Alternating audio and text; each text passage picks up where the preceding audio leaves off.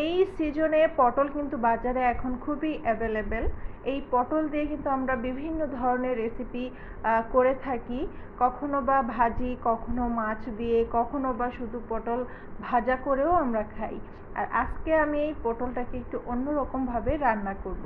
আসসালামু আলাইকুম, কেমন আছেন সবাই? আজকে আমি যেই রেসিপিটা আপনাদের সঙ্গে শেয়ার করব সেটা হলো সর্ষে পটল।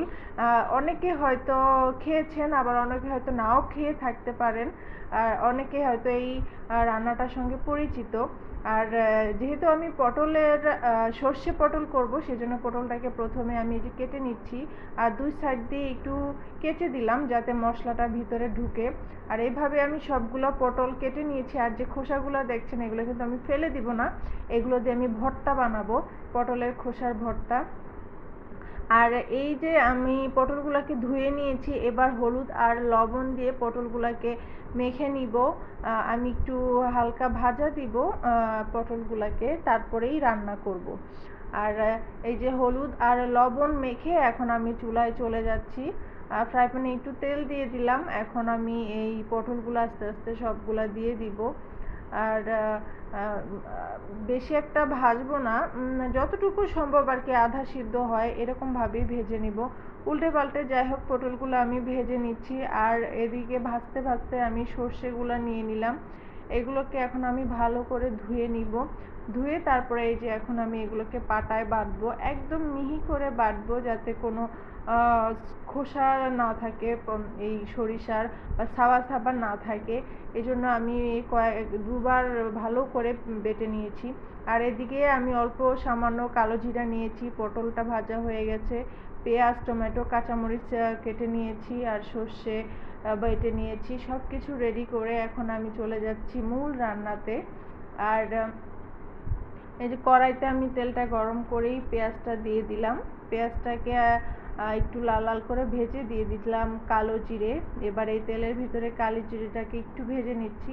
এই কালো জিরাটার জন্য কিন্তু রান্নাটার স্বাদটাই পাল্টে যায়, একটা আলাদা একটা ফ্লেভার আসে। আর এখন আমি দিয়ে দিচ্ছি আদা বাটা, রসুন বাটা, হলুদ গুঁড়া, মরিচ গুঁড়া, লবণ, জিরা গুঁড়া, ধনিয়া গুঁড়া, আর সব শেষে দিয়ে দিলাম একটুখানি পানি। এবার মশলাটাকে আমি কষিয়ে নিব, একটু নেড়ে চেড়ে নিচ্ছি। এর সঙ্গে আমি দিয়ে দিব এখন সেই বেটে রাখা সরিষা। আর সরিষাটা দিয়েও একটু ভালো করে আমি নেড়ে চেড়ে নিচ্ছি যাতে সরিষাটা বাকি মশলার সঙ্গে ভালোভাবে মিশে যায়। আর সর্বশেষ আমি দিব এই যে টমেটো, কাঁচামরিচ, এগুলোকেও আমি দিয়ে দিলাম। এবার একটু নেড়ে চেড়ে নিলাম। আর এখন দিয়ে দিচ্ছি একটু সরিষার তেল।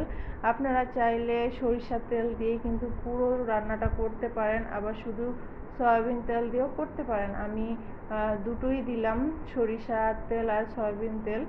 আর এখন এই যে মশলাটাকে ভালোভাবে কষিয়ে নিয়েছি। এবার আমি সেই ভেজে রাখা পটলগুলো দিয়ে দিচ্ছি, আর দিয়ে দিলাম পানি। আর পানিটা দিয়ে এবার আমি এই পটলগুলোকে ভালোভাবে নেড়ে চেড়ে নিচ্ছি। আমি কিন্তু কোনো ঝোল রাখবো না, পাতলা ঝোল করব না, একদম মাখা মাখা করে আমি রান্না করব। আর ঢাকনা দিয়ে দিলাম পটলটা সিদ্ধ হওয়া পর্যন্ত। আমার পটলটা কিন্তু একেবারে সিদ্ধ হয়ে গেছে, রান্নাটাও হয়ে গেছে। দেখেন একদম মাখো মাখো হয়েছে, কোনো বেশি ঝোল না, আবার একেবারে কমও না। এইরকম ভাবেই এই যে আমি এখন দিয়ে দিলাম শেষে ধনেপাতা। আমার রান্না কিন্তু একদম শেষ। এবার একটু আলতো হাতে ধনেপাতাগুলো একটু মিশিয়ে নিচ্ছি। ব্যাস হয়ে গেল সরিষা পটল। সবাই ভালো থাকুন, সুস্থ থাকুন। আল্লাহ হাফেজ।